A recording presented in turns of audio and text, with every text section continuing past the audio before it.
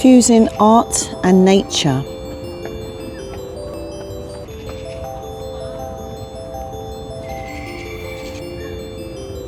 Using what's in your natural environment to create art.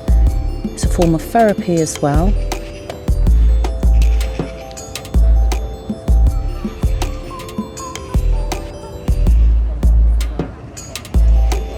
Creating whatever feels right to you.